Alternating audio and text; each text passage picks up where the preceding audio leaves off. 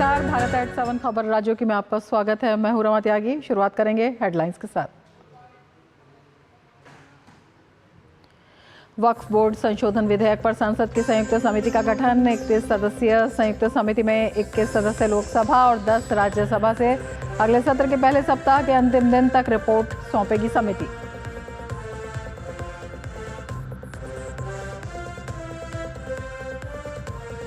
संसद के बजट सत्र का 17वां लोकसभा की उत्पादकता 136% और राज्यसभा की उत्पादकता 118% रही। राज्यसभा में 3 विधेयक पारित तो वहीं लोकसभा ने 15 बैठकें की जो 115 घंटे तक चली।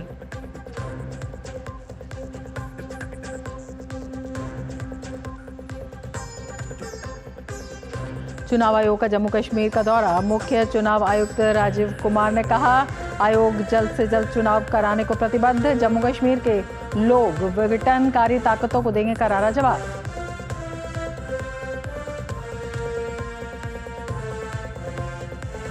बांग्लादेश में हिंदुओं की सुरक्षा के लिए भारत सरकार का बड़ा कदम। भारत बांग्लादेश सीमा पर निगरानी के लिए गृह मंत्री अमित शाह ने किया समिति का गठन। भारतीय नागरिकों, हिंदुओं और अन्य अल्पसंख्यक समुदायों की सुरक्षा सुनिश्चित करने के लिए बनी कमेटी।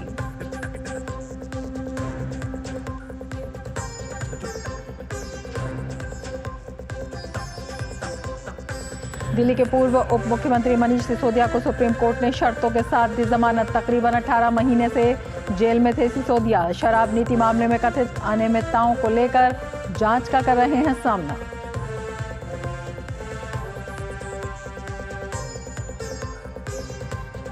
भाजपा के अनुसूचित जाति और अनुसूचित जनजाति के सांसदों ने प्रधानमंत्री नरेंद्र मोदी से की मुलाकात। पीएम ने सांसदों को SC/ST में क्रीमी लेयर नहीं लागू होने का दिया आश्वासन।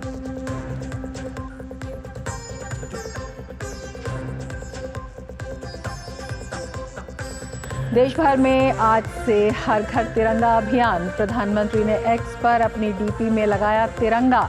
सभी से अपनी प्रोफाइल पिक्चर बदलने और तिरंगे के साथ सेल्फी पोस्ट करने का किया आह्वान।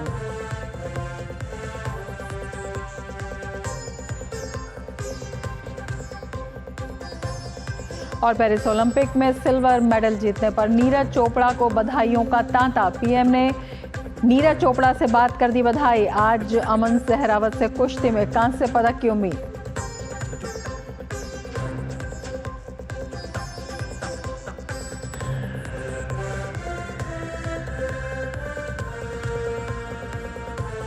और अब विस्तार से समाचार। सबसे पहले खबर झारखंड से।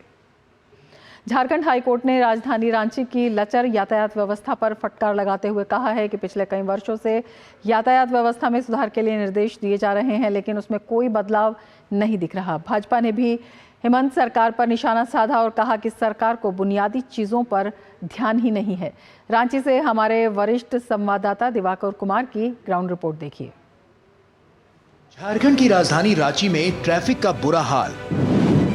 रांची की लचर ट्रैफिक व्यवस्था को लेकर झारखंड हाईकोर्ट ने की तल्ख टिप्पणी। हाईकोर्ट के कई आदेशों के बावजूद रांची की ट्रैफिक व्यवस्था में सुधार नहीं। 7 वर्षों से PIL की हो रही है सुनवाई, लेकिन अभी तक ट्रैफिक व्यवस्था नहीं सुधर पाई। रांची में रोजाना जाम की समस्या से परेशान हैं शहर के लोग। हाईकोर्ट ने कहा ट्रैफिक व्यवस्था के लिए दीर्घकालिक योजना बनाने की जरूरत। राजधानी रांची की लचर यातायात व्यवस्था को लेकर झारखंड हाईकोर्ट ने तल्ख टिप्पणी की है।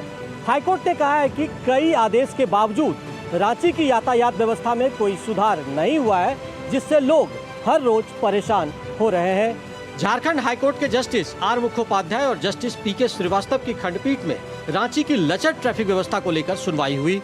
इस दौरान अदालत ने कहा कि 7 वर्षों से जनहित याचिका पर सुनवाई हो रही है, लेकिन रांची में जाम की समस्या का समाधान नहीं निकला है। अदालत ने राज्य सरकार को ट्रैफिक सुधार के लिए किए गए उपायों की जानकारी शपथ पत्र के माध्यम से देने का निर्देश दिया है। साथ ही यह भी कहा है कि ट्रैफिक व्यवस्था के लिए दीर्घकालिक योजना बनाने की जरूरत है। माननीय न्यायमूर्ति रंजन मुखोपाध्याय एवं न्यायमूर्ति प्रदीप कुमार श्रीवास्तव की खंडपीठ ने नाराजगी जताते हुए कहा कि 7 साल से जनहित याचिका ट्रैफिक सुधार के लिए चल रही है, लेकिन ट्रैफिक की व्यवस्था और बद से बदतर होती जा रही है। इसके लिए एक लॉन्ग टर्म प्लान बनाने की आवश्यकता है, जिससे कि रांची की ट्रैफिक व्यवस्था में सुधार लाया जा सके। कोर्ट ने कहा कि शहर में वीआईपी मूवमेंट के दौरान चौक चौराहों को बंद कर दिया जाता है, जिसके कारण चारों तरफ वाहनों की लंबी कतार लग जाती है। इस दौरान यातायात पुलिस की सतर्कता देखते बनती है, लेकिन वीआईपी के जाने के बाद ये लोगों को अपने हाल पर छोड़ देते हैं। लोगों को जाम से निकलने के लिए काफी मशक्कत करनी पड़ती है। साथ ही अदालत ने अवैध रूप से चल रहे ई रिक्शा और ऑटो के खिलाफ लगातार अभियान चलाने का भी निर्देश दिया। ऐसे में ई रिक्शा और ऑटो रिक्शा पर लगातार अभियान चलाने की आवश्यकता है। बिना परमिट वाले ऑटो को जब्त करें और कार्रवाई करें। दरअसल रांची शहर में अक्सर जाम लगे होने का खामियाजा ऑफिस जाने वाले कर्मियों और स्कूल जाने वाले नौनिहालों को भी झेलना पड़ता है। स्कूल से तो निर्धारित समय पर छुट्टी मिल जाती है, लेकिन जाम के कारण बच्चे घंटों भूखे प्यासे बस में फंसे रहते हैं। यही स्थिति ऑफिस या बाजार आने जाने वाले लोगों को भी झेलनी पड़ती है। रांची में ट्रैफिक व्यवस्था बहुत ज़्यादा ही खराब है। आजकल जहाँ भी निकलो, अगर घर से कुछ काम है 4 बजे तो 2 घंटा या फिर 1.5 घंटा पहले निकलना पड़ता है। फटकार कोई लगाएगा बड़ा अधिकारी, तब तो छोटा अधिकारी सुधरेगा। तो सब लेवल में होना चाहिए। मुख्य विपक्षी दल भाजपा भी इन मुद्दों को लेकर राज्य सरकार पर हमलावर है। भाजपा के प्रदेश मीडिया प्रभारी शिव पूजन पाठक ने कहा कि हेमंत सरकार को जन सुविधाओं को लेकर कोई चिंता नहीं है। तो जिस प्रकार की व्यवस्था ट्रैफिक का व्यवस्थित करना चाहिए था, सरकार ने कहीं कोई ध्यान नहीं दिया है। दरअसल इस सरकार को जन सुविधाओं को लेकर के कोई चिंता नहीं है। सरकार केवल और केवल अपने कमाने में उलझी हुई है। केवल उसको बस पैसा वसूली होना चाहिए, बस उसमें सरकार लगी हुई है। सुनवाई के दौरान ट्रैफिक एसपी भी अदालत में उपस्थित हुए। कोर्ट ने उनसे पूछा कि विभिन्न चौक चौराहों पर ट्रैफिक पोस्ट एवं उसमें वॉशरूम को लेकर क्या व्यवस्था की गई है। हाईकोर्ट ने यह भी कहा कि ट्रैफिक व्यवस्था में जो सुधार हो रहा है वह जमीनी स्तर पर दिखना चाहिए। उन्होंने ऑटो और ई रिक्शा पर भी नकेल कसने की हिदायत दी और ट्रैफिक एसपी को साफ तौर पर कहा कि इसके लिए विशेष अभियान भी जांच के तौर पर चलाया जाना चाहिए, ताकि लोगों को परेशानी ना हो। और इन जो ऑटो रिक्शा वाले हैं और ई रिक्शा वाले हैं, इनके लिए ड्रेस कोड की भी व्यवस्था की जानी चाहिए। इस मामले में अब अगली सुनवाई 21 अगस्त को होगी। अपने सहयोगी अवधेश और विकास के साथ मैं दिवाकर कुमार, दूरदर्शन समाचार, रांची। देवभूमि हिमाचल में मानसूनी बारिश का दौर जारी है और बीते साल की आपदा को देखते हुए इस बार राजधानी शिमला में नगर निगम पूरी तैयारियों के दावे कर रहा है। हालांकि इसके बावजूद शिमला के कई इलाकों में कुछ इमारतें गिरने के कगार पर हैं और कई जगहों पर पेड़ों के गिरने का सिलसिला जारी है। देखिए ये खास रिपोर्ट।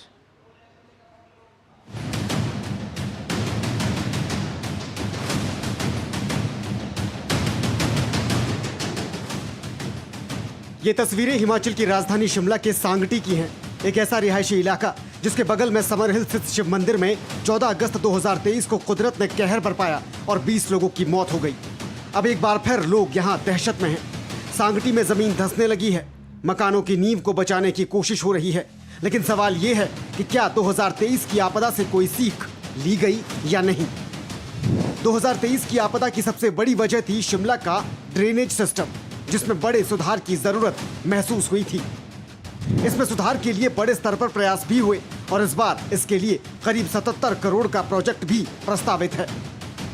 शिमला के सबसे खतरनाक कृष्णा नगर नाले को पक्का किया गया है, लेकिन इसके बावजूद भी कई नाले अभी भी खतरनाक साबित हो सकते हैं। कहीं ना कहीं जो हमारा ड्रेनेज था, नाले थे, वो भी ब्लॉकेज थे, जिस वजह से ये आपदा बढ़ी। 2 चीज़ें सीखी इससे, और पिछले 1 वर्ष में एक जो अनऑथराइज कंस्ट्रक्शंस अगर कहीं पिछले 1 वर्ष में हुई या कोई ढारे बनने लगे या इलीगल डंपिंग हुई, उस पर हमने काफ़ी स्ट्रिक्टली एक्शन लिए। निगम कमिश्नर के मुताबिक तैयारियां पुख्ता हैं, लेकिन शिमला के ही मिडल बाजार के कारोबारियों की राय कुछ और है। पूर्व पार्षद और स्थानीय कारोबारी इंद्रजीत सिंह का कहना है कि भले ही निगम प्रयास कर रहा है, लेकिन अभी भी हालात पूरी तरह से सुरक्षित नहीं है। हमारी जो जिम्मेवारी है उसके लिए हम बिल्कुल तैयार हैं, और जो पिछली वर्ष हुआ उससे हम सब ने भी सीखा। और जहाँ तक बात है हमारे नगर निगम शिमला की, बिल्कुल सब लोग बहुत ही अच्छे से काम कर रहे हैं। हमारे कमिश्नर साहब, हम पहले ही जितनी भी हमारे वार्ड की जो नालियाँ हैं, ड्रेन, हमने सारी ऑलमोस्ट क्लियर करा दी। बीते साल निकासी व्यवस्था फेल होने से बरसात में भारी तबाही मची थी। भारी बारिश के कारण शहर के नाले और नालियों से पानी का बहाव रिहायशी इलाकों की ओर मुड़ गया था। इसके चलते कृष्णानगर, खलीनी, विकासनगर, कन्नौज और समरहिल में बड़े पैमाने पर भूस्खलन हुए थे। शिमला के कृष्णानगर का ये वो इलाका है जहां पर पिछले साल की भीषण त्रासदी में सबसे ज़्यादा नुकसान पहुंचा था। घरों के घर यहां पर तबाह हो गए थे, बह गए थे और इसमें सबसे ज़्यादा जो रोल था वो कृष्णानगर के इस नाले का था जहां पर इस सैलाब बरसात के पानी में ऊपर से बहकर आया था और बहुत सारे मकानों को, बहुत सारी इमारतों को अपने साथ बहा कर ले गया था। उससे सबक लेते हुए शिमला प्रशासन ने सबसे पहले कृष्णानगर के इस नाले को पक्का कराने का काम किया, लेकिन इसके अलावा भी बहुत सारी ऐसी छोटी छोटी नालियाँ, छोटे छोटे नाले अभी भी मौजूद हैं जहां पर खतरा अभी भी बना हुआ है। नगर निगम ने शहर के सभी नालों को पक्का करने के लिए 77 करोड़ रुपए का बड़ा प्लान तैयार किया है। इसे मंजूरी के लिए सरकार को भी भेजा गया है और इसकी सैद्धांतिक मंजूरी मिल भी गई है, लेकिन इतना काफी नहीं है। Dharmaprakash, ED news, Shimla. और अब वक्त है एक ब्रेक का। आप देखते रहिए टीडी न्यूज। बढ़िया है, प्राकृतिक हल्दी, मिर्ची, धनिया नहीं, मिर्ची, धनिया, हल्दी, MDH। मैं क्या जी, सब जानते हैं, जहां दिखे मारियो, अपना समझ के खा लियो। स्वाद से सबको दीवाना कर दे, दीवाना कर दे। पता का चाय, गजब का स्वाद। बात जब पीढ़ियों के लिए बनने वाले घर की हो तो जिम्मेदारी बड़ी हो जाती है। गैलेंट समझता है ये जिम्मेदारी। अब डबल M रिब्स के साथ गैलेंट एडवांस TMT रीबार, निर्माण का रियल हीरो। माई भाई, मैंने भी इस बार SIP करके म्यूचुअल फंड में पैसे डाले, तो मुझे ये जानना था कि KYC का चक्कर क्या है। म्यूचुअल फंड सही है .com या अपने म्यूचुअल फंड की वेबसाइट पे जाओ, पैन नंबर डालो और सिर्फ इतना देखो कि तुम्हारा KYC स्टेटस रजिस्टर्ड है या वैलिडेटेड। रजिस्टर्ड हो तो आधार और पैन कार्ड के साथ अपना KYC वैलिडेट करो, जरूरी है और ज्यादा वक्त भी नहीं लगता। और वैलिडेटेड हो तो सही है। सही है।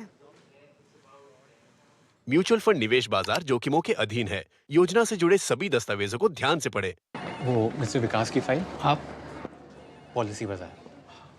मैम, आपका हेल्थ इंश्योरेंस क्लेम अप्रूव हो गया है, अब आप सर को घर ले जा सकती हैं। क्लेम के टाइम पे हमेशा आपकी हेल्प को तैयार। पॉलिसी बाजार, 1 करोड़ का हेल्थ इंश्योरेंस सिर्फ 390 रुपए महीने से शुरू।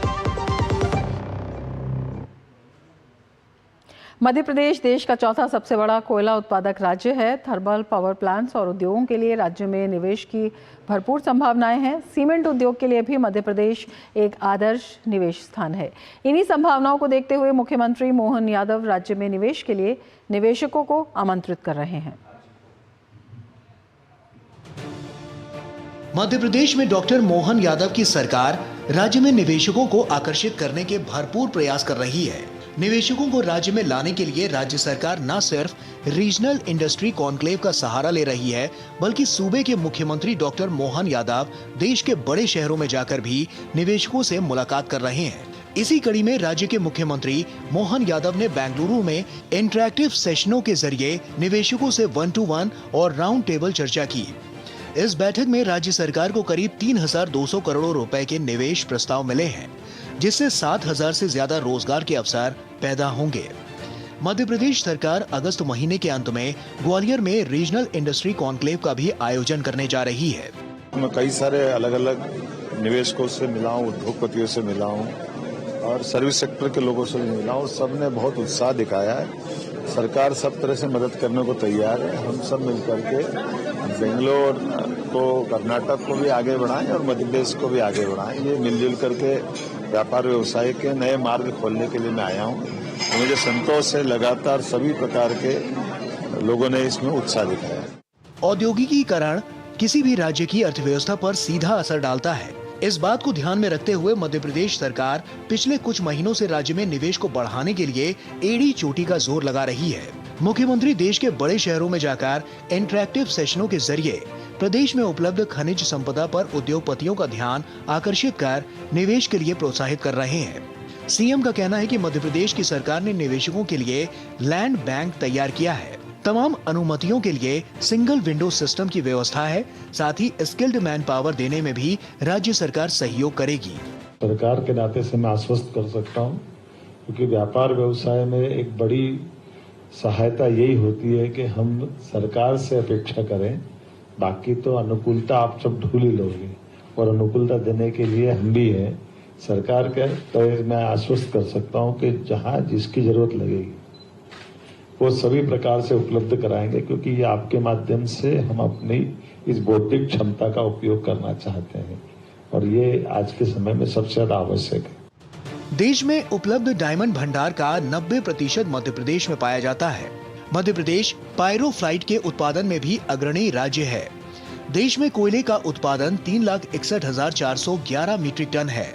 मध्य प्रदेश में 30,916 मीट्रिक टन कोल्ड रिजर्व है, जो देश का 8% है। इसी प्रकार चूना पत्थर देश में 19,028.5 मीट्रिक टन है और मध्य प्रदेश में 1,692 मीट्रिक टन है, जो देश का 9% है। लौह अयस्क देश में 6,209 और मध्य प्रदेश में 54.1 मीट्रिक टन है, जो देश का 1% है। इसी प्रकार तांबा देश में 163.9 मीट्रिक टन है।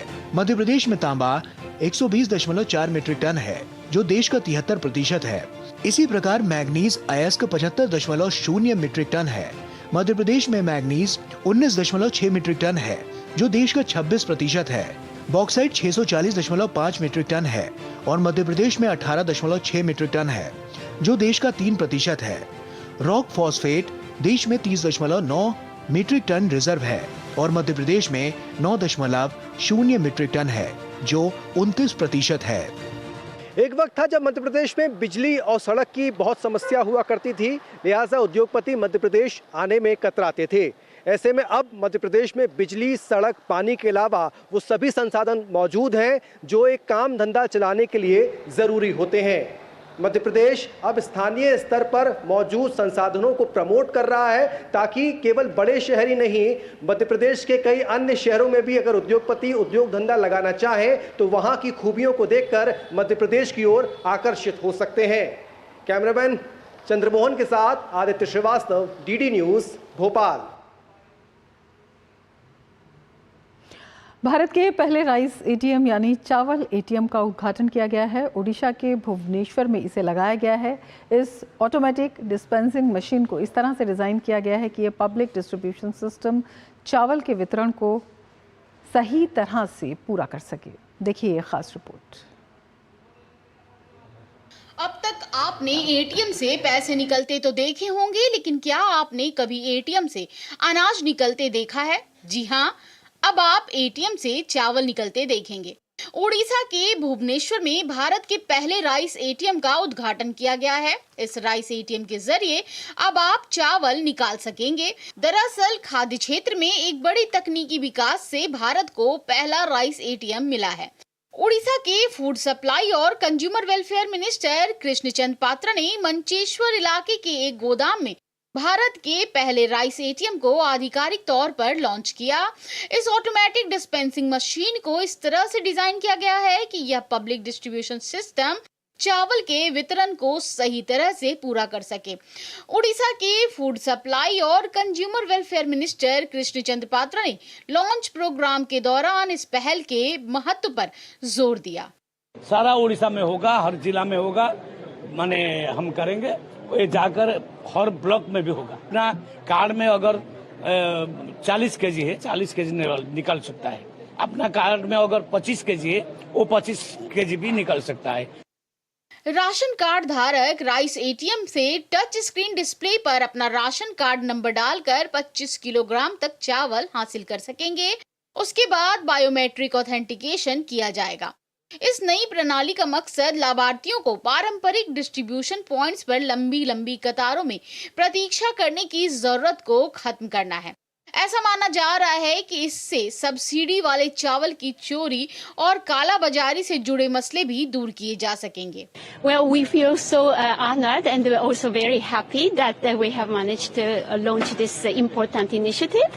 This has been an innovation that the World Food Program has been partnering with the government as a technical partner and trying to build this innovation, testing several times in different locations. So we are very happy that finally we see this has been officially launched. launched. Ration card का number डाल के आराम से 5 minute या 10 minute में चावल ले सकते हैं और किसी को मतलब बोलना नहीं पड़ेगा या पूछना नहीं पड़ेगा कि मेरा ये कार्ड नंबर है, आप हमको दे दीजिए।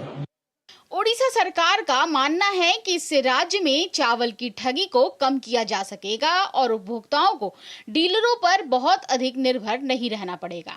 राइस एटीएम को अभी पायलट आधार पर भुवनेश्वर में लॉन्च किया गया है, लेकिन इस बाद में इसे ओडिशा के सभी 30 जिलों में लॉन्च करने की योजना है। अगर यह सफल रहा तो इस मॉडल को one nation one ration card योजना के तहत बाकी राज्यों तक भी लेकर जाया जाएगा। इससे कई राज्यों के लोग इस ऑटोमेटिक सिस्टम के जरिए अपना राशन हासिल कर सकेंगे। Bureau report, DD news. और अब वक्त है एक ब्रेक का। आप देखते रहिए डीडी न्यूज। तड़के वाली, भोली भाली, मेहनत वाली, असली तड़के वाली, ये तो बड़ी समझदार, बड़ी होशियार, MDH के सही टेस्ट का असली taste, MDH ginger garlic paste. मैं क्या जी सब जानते हैं, जहां दिखे मारियो, अपना समझ के खा लियो। स्वाद से सबको दीवाना कर दे, दीवाना कर दे। पता का चाय, गजब का स्वाद। सुरक्षा की गारंटी हर चीज में जरूरी है, चाहे वो मुश्किल स्टंट हो या अच्छी फसल। इसलिए ले आइए IIL के ट्रैक्टर ब्रांड का शिनबा, जो देता है सुंडी और ट्रिप से सुरक्षा की गारंटी। ये डाउट बहुत ही अमेजिंग चीज है, काम आसान कर देती है।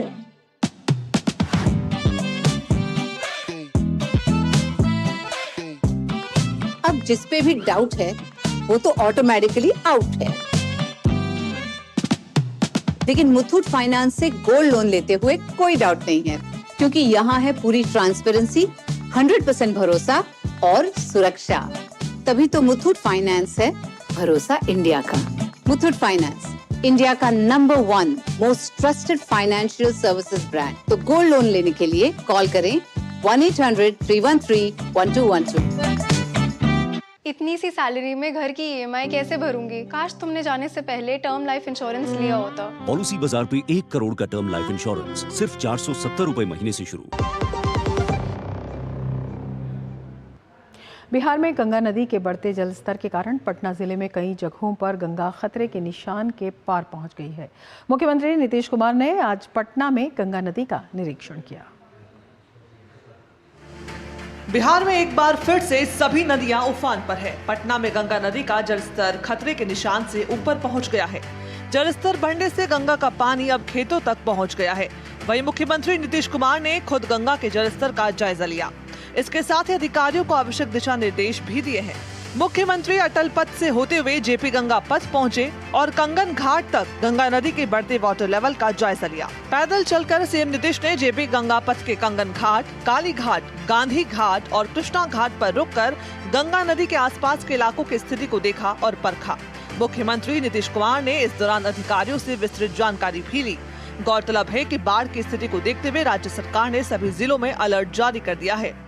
सोन में फिर रिहांद नदी, उत्तर प्रदेश की भी नदियां मिलती हैं, कुछ झारखंड की भी मिलती हैं और सब अंत में गंगा में मिलती है। तो उसी के कारण गंगा का भी जल स्तर बढ़ा हुआ है, लगभग खतरे के निशान से थोड़ा ऊपर, कभी थोड़ा नीचे चल रहा है, लेकिन स्थिति अभी पूर्ण रूप से नियंत्रण में है। जल संसाधन विभाग के सभी अधिकारी, अभियंता, जो आक्राम्य स्थल है, वल्नरेबल पॉइंट्स हैं, उस सब पर लगातार चौकसी बरत रहे हैं और जो भी आवश्यक सुरक्षात्मक कार्य होगा वो सब किए जाए। जल संसाधन विभाग के मुताबिक गंगा का पानी लगातार बढ़ रहा है। पटना में गंगा खतरे के निशान के ऊपर बह रही है। गंगा नदी के बढ़ते जलस्तर को देखते हुए एक बड़ा फैसला लिया गया है। पटना के NIT घाट पर शनिवार और रविवार को होने वाली गंगा आरती को स्थगित कर दिया गया है। Bureau report, DD news, Patna. और अब बात हर घर तिरंगा अभियान की। हर घर तिरंगा अभियान के तहत राजस्थान के झुंझुनू में पुलिस के जवानों और अधिकारियों ने पुलिस लाइन से शहीद स्मारक तक तिरंगा रैली निकाली। करीब 2 किलोमीटर तिरंगा रैली में पुलिस जवान और अधिकारी तिरंगा हाथों में लिए भारत माता की जय जयकार करते हुए शहीद स्मारक पहुंचे। तिरंगा रैली में कलेक्टर चिन्मय गोपाल ने भी शिरकत की और इस दौरान कलेक्टर ने कहा कि आज से हर घर तिरंगा अभियान का जिले भर में आगाज हुआ है। अभियान के तहत प्रतिदिन विभिन्न कार्यक्रमों का आयोजन किया जाएगा। जिले के हर घर तक तिरंगा पहुंचने का लक्ष्य है। साथ ही वीर जवानों और शहीद प्रतिमाओं पर भी तिरंगे लगाए जाएंगे। तिरंगा रैली में एडिशनल एसपी पुष्पेंद्र राठौर सहित अन्य पुलिस अधिकारी मौजूद रहे।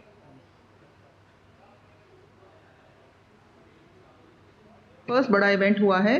पुलिस लाइन में सबसे पहले शपथ दिलवाई गई है और वहाँ पे फिर पुलिस लाइन से अभी हम शहीद स्मारक पर खड़े हैं। यहाँ पर भारी मात्रा में पुलिस कर्मियों के साथ हम लोग भी साथ रहे हैं। एक रैली आई है, तो ऐसे ही हम लोग रोज इवेंट करवाते रहेंगे। कल बाइक रैली है जिसमें हमारे पुलिस साथी पार्टिसिपेट करेंगे एंड संडे को हम लोग डिस्ट्रिक्ट लेवल पे एक रन करवाएंगे। आज सुबह पुलिस लाइन में पुलिस कर्मियों को तिरंगे की शपथ दिलवाई गई। उसके बाद वहाँ से तिरंगा रैली का आयोजन किया गया जो यहाँ शहीद स्मारक तक आई। यहाँ कलेक्टर मैडम ने इनको रिसीव किया और आगे भी कार्यक्रम होते रहेंगे। बाइक रैली रहेगी पुलिस की और उसके बाद में 11 तारीख को तिरंगा रन है जिसमें पुलिस कर्मी भी पार्टिसिपेट करेंगे।